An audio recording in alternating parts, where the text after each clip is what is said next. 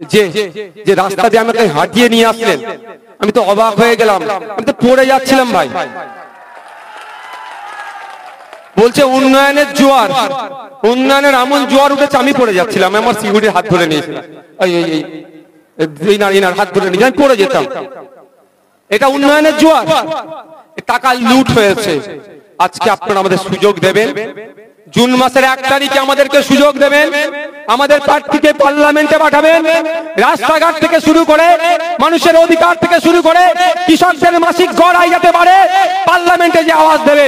এবং সাথে সাথে ওখানেও একার লোকাল পঞ্চায়েতে যাতে সিবিআই ইনকোয়ারি বা ইডিএস তদন্ত করে এই রাস্তার টাকা কারা খেয়েছে সেখানেও যত আওয়াজ চলবে।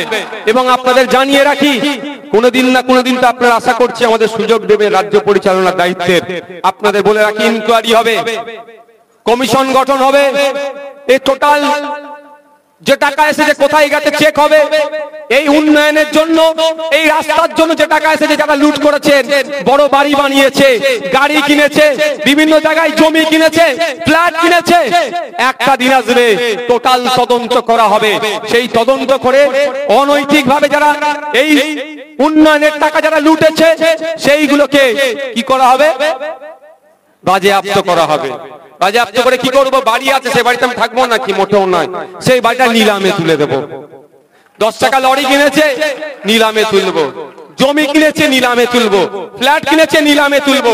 সেটা নিলামে তুলে বিক্রি করে ওই টাকাটা কোষাগারে দিয়ে আবার জনগণের জন্য আবার ব্যয় যাতে হয়, জনগণের স্বার্থে খরচে তার ব্যবস্থা করব।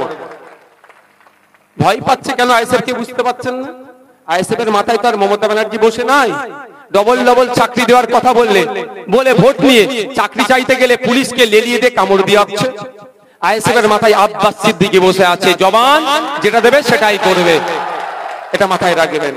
দুটো বিস্তর তফাৎ, অনেকে অনেক কিছু বলবে, এটা মাথায় রাখবেন আপনারা। আইএসএফ এর মাথায় মমতা ব্যানার্জি বসে নেই, আব্বাস সিদ্দিকী বসে আছে। প্রয়োজনে নিজের জীবনকে দিয়ে দেবে, কিন্তু যে কমিটমেন্ট করবে তার বাইরে যাবে না। তিনি দল প্রতিষ্ঠা করে আমাদের হাতে ছেড়েছেন, মেঘনাথ বাবুদের হাতে ছেড়েছেন, প্রশান্ত বাবুদের হাতে ছেড়েছেন। যেখানে অন্যায় হচ্ছে তিনি চান মেঘনাথ বাবু, নওশাদ সিদ্দিকী, মালেক ভাই, প্রশান্ত দা, এই সাইফুদ্দিন মাস্টার, শহীদুল মাস্টাররা এগিয়ে যাক, অন্যায়ের প্রতিবাদ করুক, ইনারা লিডার হয়ে উঠুক, বঞ্চিত মানুষের হয়ে কথা বলুক। আমরা কেন বারবার আপনাদের বলছি, মেঘনাথ বাবু একটা খুব ভালো কথা বলেছেন যে বঞ্চিত মানুষের কথা অনেক বলেছেন। আপনাদের একটা জেনে রাখতে হবে, এটা এসসি সিট, অর্থাৎ দলিত ভাই এখান থেকে জিতে পার্লামেন্টে যাবে। বিজেপিও দলিত ভাইকে দাঁড় করাচ্ছে, তৃণমূলও দলিত ভাইকে দাঁড় করিয়েছে, আইএসএফও দলিত ভাইকে দাঁড় করিয়েছে। আমি আপনাদের একটু বলে রাখি, কিন্তু আমি দায়িত্ব নিয়ে বলতে পারি, বিজেপি বা তৃণমূল যদি জেতে পার্লামেন্টে গিয়ে সে দলিতদের হয়ে কথা বলবে না, বলার ক্ষমতাটুকু দেয় না। কারণ আমি তো একটা আইনসভার মধ্যে আছি, পশ্চিমবাংলার আইনসভাতে আদিবাসী সমাজের 18টা বিধায়ক আছে, আর দলিত সমাজের সম্ভবত 63টা, 68 আর 16, 68টা আমরা 63 আমার মনে আসছে না আছে।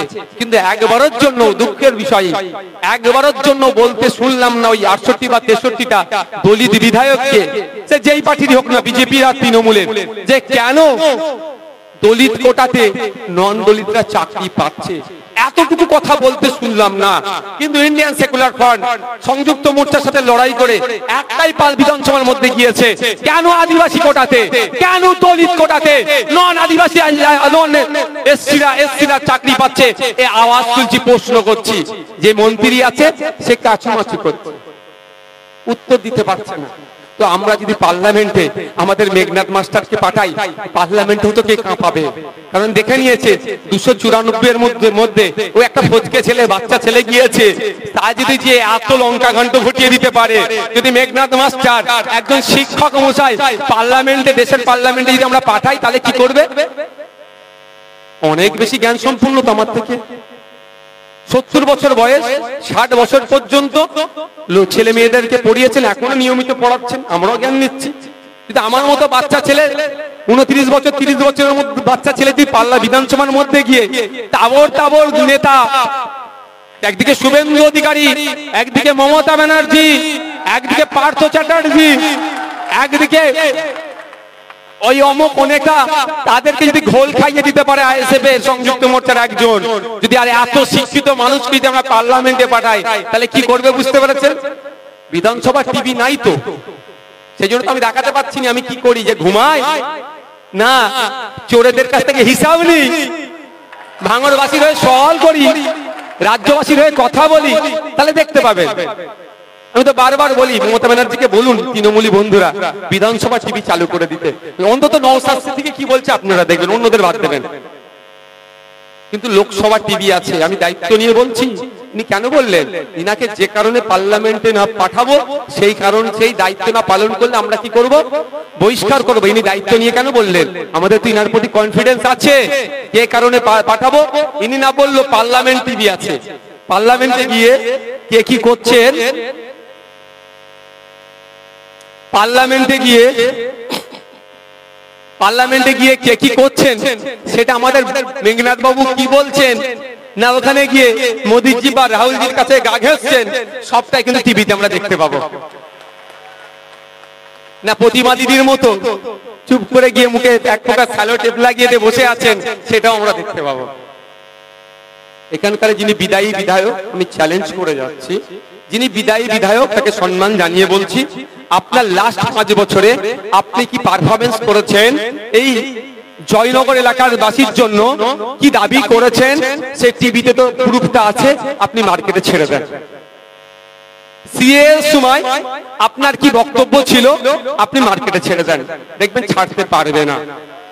আমি চ্যালেঞ্জ করে যাচ্ছি তো, আর আমি এটাও চ্যালেঞ্জ করছি, বিধানসভায় যে প্রসিডিংস আছে স্পিকার স্যারকে বলে পাবলিক করে দিন। এই 2.5 বছরে নওশাদ সিদ্দিকী জয়নগর থেকে শুরু করে, ভাঙড় থেকে শুরু করে, দার্জিলিং থেকে ঝাড়গ্রাম পর্যন্ত রাজ্যবাসী হয়ে কি কথা বলেছেন সেটা পাবলিক ডোমেইনে দিয়ে দিতে বলুন, তাহলে দুধকে দুধ পানিকে পানি হয়ে যাবে। ওরা চায় না ইন্ডিয়ান সেকুলার ফ্রন্ট আইনসভার মধ্যে যাক, কারণ আমাদের পেছনে কাউকে টিউনিং করা থাকে নাই, যে ওইটা যে তুমি আদিবাসীদের কথা বলতে পারবে না, তুমি দলিতদের কথা বলতে পারবে না, তুমি মুসলিমদের কথা বলতে পারবে না, এই টিউনিং আমাদের নাই। বরঞ্চ আমাদের বলা আছে পিছিয়ে বর্গের মানুষের কথা বলুন, সে দলিত হতে পারে, আদিবাসী হতে পারে, মতুয়া হতে পারে, মুসলিম হতে পারে, উচ্চ বর্ণের মানুষও যদি বঞ্চিত হয় তারও হয়ে গলা ফাটা, এটা আইএসএফ এর নীতির মধ্যে পড়ছে। ওই জন্য ভয় পাচ্ছে, আমাদেরকে আটকানোর চেষ্টা করছে। তবে আপনাদের হাতে আপনাদের ভাগ্য, আপনাদের হাতে আপনাদের ভাগ্য। এ ভাই আপনি দাঁড়িয়ে স্টেজ, আপনি দাঁড়িয়ে আছেন কেন? আচ্ছা একটা বিষয়, আপনাদের বাড়ি থেকে ফিরে আসি, আপনাদের হাতে আপনাদের দায়িত্ব, মানে কি ভাগ্য। দেশের সংবিধান আপনার হাতে সর্বোচ্চ ক্ষমতা দিয়েছে। ক্ষমতাটা কি? ভোটের ক্ষমতা। আপনি ঠিক করবেন। এই জয়নগরে প্রায় 14-15-16 লক্ষ মানুষ আছে তো,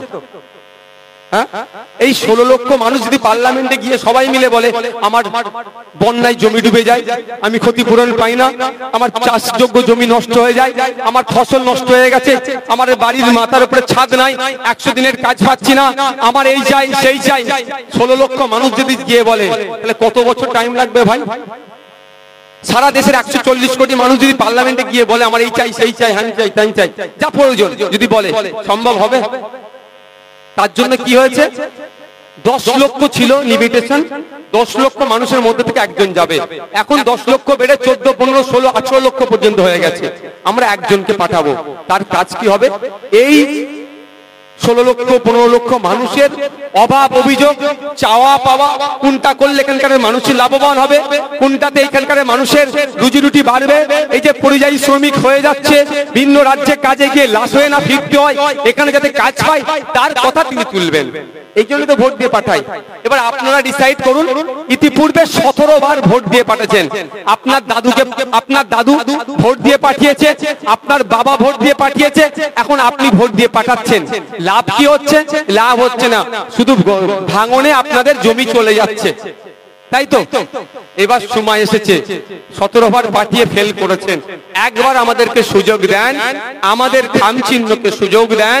আগামী জুন মাসের 1 তারিখে, জুন মাসই তো নাকি, 1 জুন পয়লা জুন আসছে দিন, খাম চিহ্নে ভোট দিন, এই প্রচারটা করিয়ে খাম চিহ্নকে পার্লামেন্টের মধ্যে পাঠান। পার্লামেন্টে গিয়ে সেলফি তুলবে, টিকটকে ভিডিও বানাবে, এটা তার দায়িত্ব নয়। তার দায়িত্ব কি থাকবে? মানুষের এই কথা বলবে।